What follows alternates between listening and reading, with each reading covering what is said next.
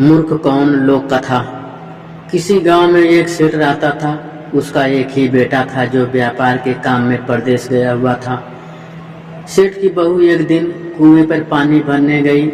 घड़ा जब भर गया तो उसे उठाकर कुएं पे अपना हाथ मुंह धोने लगी। तभी वहां से 4 राहगीर वहां आ पहुंचे।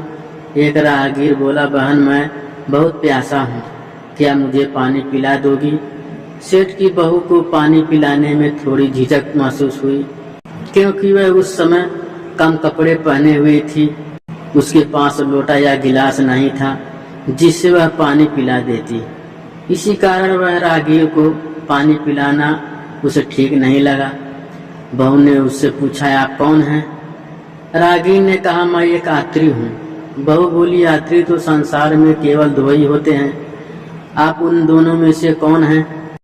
अगर आपने मेरे सवाल का सही जवाब दे दिया तो मैं आपको पानी पिला दूंगी, नहीं तो मैं पानी नहीं पिलाऊंगी।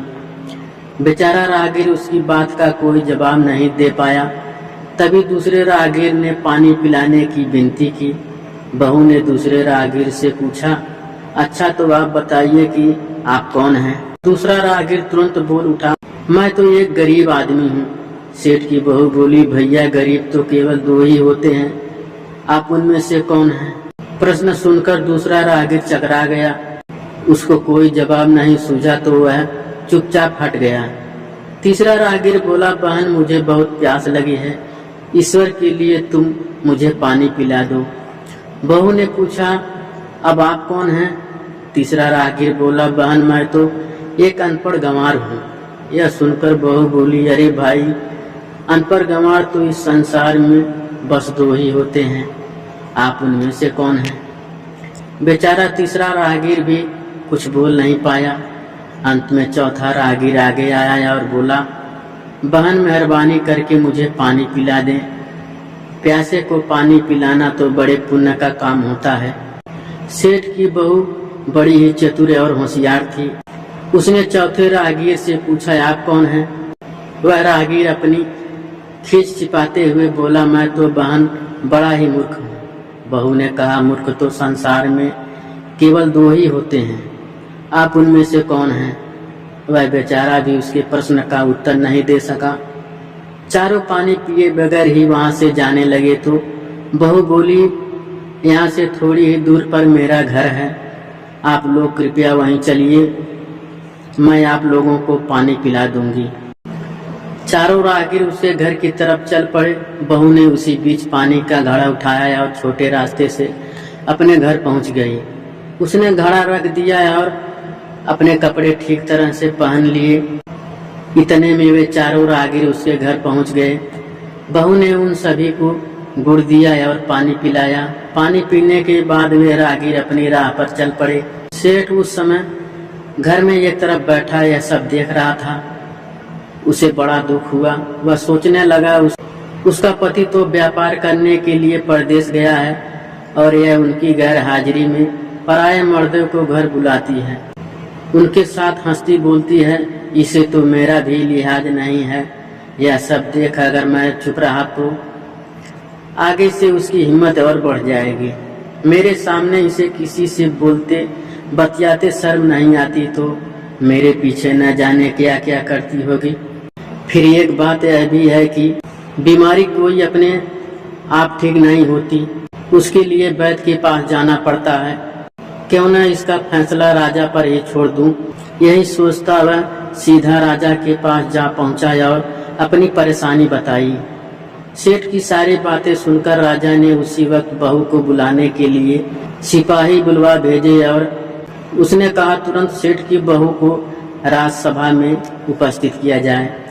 राजा के सिपाहियों को अपने घर पर आया देख उस सेठ की पत्नी ने अपनी बहू से पूछा, क्या बात है बहू रानी, क्या तुम्हारी किसी से कहा सुनी हो गई थी जो उनकी शिकायत पर राजा ने तुम्हें बुलाने के लिए सिपाही भेज दिए?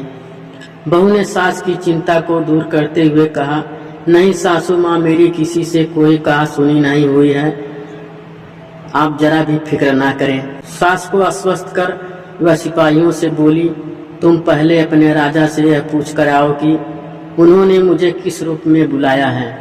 बहन बेटी या फिर बहू के रूप में, किस रूप में उनकी राजसभा में जाऊं।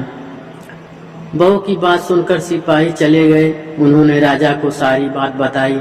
राजा ने तुरंत आदेश दिया कि पालकी लेकर जाओ और कहना कि उसे बहू रूप में बुलाया गया है। सिपाहियों ने राजा की आज्ञा के अनुसार जाकर सेठ की बहू से कहा, राजा ने आपको बहू के रूप में आने के लिए पालकी भेजी है। बहू उसी समय पालकी में बैठकर राजसभा में जा पहुंची। राजा ने बहू से पूछा, तुम दूसरों पुरुषों को घर क्यों बुलाई जबकि तुम्हारा पति घर पर नहीं है। बहू बोली, महाराज मैंने तो केवल कर्तव्य का पालन किया। प्यासे पार्थिकों को पानी पिलाना कोई अपराध नहीं है, यह हर गृहिणी का कर्तव्य है। जब मैं कुएं पर पानी भरने गई थी तब उन पर मेरे कपड़े अजनबियों के सम्मुख उपस्थित होने के अनुरूप नहीं थे। इसी कारण उन राहगीरों को कुएं पर पानी नहीं पिलाया। उन्हें बड़ी प्यास लगी थी और मैं उन्हें पानी पिलाना चाहती थी, इसीलिए उनसे मैंने मुश्किल प्रश्न पूछे और जब वे उनका उत्तर नहीं दे पाए तो उन्हें घर बुला लाई। घर पहुंचकर ही उन्हें पानी पिलाना उचित था। राजा को बहू की बात ठीक लगी। राजा को उन प्रश्न के बारे में जानने की बड़ी उत्सुकता हुई जो बहू ने चारों राहगीर से पूछे थे। राजा ने सेठ की बहू से कहा, भला मैं भी तो सुनूं कि वो कौन से प्रश्न थे जिनका उत्तर वे लोग नहीं दे पाए। बहू ने तब वे सभी प्रश्न दोहरा दिए। बहू के प्रश्न सुन राजा और सपासप चकित रह गए। फिर राजा ने उनसे कहा, तुम खुद ही इन प्रश्न के उत्तर दो, हम अब तुमसे यह जानना चाहते हैं। बहू बोली, महाराज मेरी दृष्टि में पहले प्रश्न का उत्तर है कि संसार में सिर्फ दो ही यात्री हैं, सूर्य और चंद्रमा। मेरे दूसरे प्रश्न का उत्तर है कि बहू और गाय इस पृथ्वी पर ऐसे दो प्राणी हैं जो गरीब हैं। अब मैं तीसरे प्रश्न का उत्तर सुनाती हूँ महाराज। हर इंसान के साथ हमेशा अनपढ़ गंवारों की तरह जो हमेशा चलते रहते हैं वे हैं भोजन और पानी। चौथे आदमी ने कहा था कि वह मूर्ख है और अब मैंने उससे पूछा कि मूर्ख तो दो ही होते हैं, तुम उनमें से कौन से मूर्ख हो? तो वह उत्तर नहीं दे पाया। इतना कहकर वह चुप हो गई। राजा ने बड़े आश्चर्य से पूछा, क्या तुम्हारी नजर में इस संसार में सिर्फ दो ही मूर्ख हैं? हाँ महाराज, इस समय मेरी नजर में दो ही मूर्ख हैं। राजा ने कहा, तुरंत बुलाओ कि वे दो मूर्ख कौन हैं। इस पर बहू बोली, महाराज मेरी जान बख्श दी जाए तो मैं उसका उत्तर दूं। राजा को बड़ी उत्सुकता थी यह जानने की वे दो मूर्ख कौन हैं। सो उसने तुरंत बहू से कह दिया कि निसंकोच होकर कहो, हम वचन देते हैं तुम्हें कोई सजा नहीं दी जाएगी। बहू बोली, महाराज मेरे सामने इस वक्त बस दो ही मूर्ख हैं। फिर अपने ससुर की ओर हाथ जोड़कर कहने लगी, पहले मूर्ख तो मेरे ससुर जी हैं जो पूरी बात जाने बिना ही अपनी बहू की शिकायत राज दरबार में की। अगर उन्हें शक हुआ ही था तो यह पहले मुझसे पूछ लेते, मैं खुद ही इन्हें सारी बातें बता देती। इस तरह घर परिवार की बेइज्जती तो नहीं होती। ससुर को अपनी गलती का एहसास हुआ। उसने बहू से माफी मांगी। बहू चुप रही। राजा ने तब पूछा, और दूसरा मूर्ख कौन है? बहू ने कहा, दूसरा मूर्ख खुद इस राज्य का राजा है जिसने अपनी बहू की मान मर्यादा का जरा सा भी ख्याल नहीं किया और सोचे समझे बिना ही बहू को भरी सभा में बुला लिया। बहू की बात सुनकर राजा पहले तो क्रोध से आग बबूला हो गया, परंतु तभी सारी बातें उसकी समझ में आ गई। समझ में आने पर राजा ने बहू को उसकी समझदारी और चतुराई की सराहना करते हुए उसे ढेर सारे पुरस्कार देकर सम्मान सहित विदा किया।